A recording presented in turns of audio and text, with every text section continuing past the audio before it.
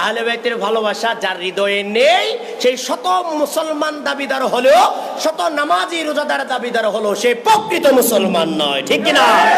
তার সাথে ইসলামের কোনো সম্পর্ক।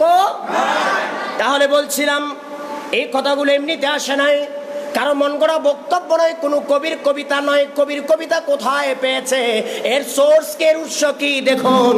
পবিত্র কোরআন শরীফ খুলুন, আল্লাহ পাক রব্বুল আলামিন কোরআনে পাক সূরা সূরার 23 নং আয়াত শরীফের মধ্যে ইরশাদ করেন, কুল্লা আসআলুকুম আলাইহি আজরান ইল্লাল মাওয়াদ্দাতা ফিল কুরবা। এটা কি আমি বলছি না, আল্লাহ বলছেন? আরো জোরে বলেন না। আমার কথা শোনার দরকার নাই, আল্লাহর বাণী তো শুনবেন, কোরআন তো শুনবেন। আরো জোরে বলেন, কোরআন তো শুনবেন। কোরআনের ফয়সালাকে শুনে নেন, মিসগাইড হবেন না। মিসগাইড করার জন্য চেষ্টা করছে। আপনাদের কাছে যদি সূত্র জানা থাকে কখনো ভুল করবেন না। যারা সূত্র জানে না তারাই কিন্তু ভুল করে বসে, ঠিক না?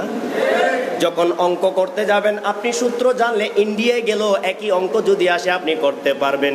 কেউ ভুল বললে আপনি ধরতে পারবেন। পাকিস্তানে গেলেও সেম, আরবের গেলেও সেম, আমেরিকায় গেলেও সেম, ঠিক কিনা?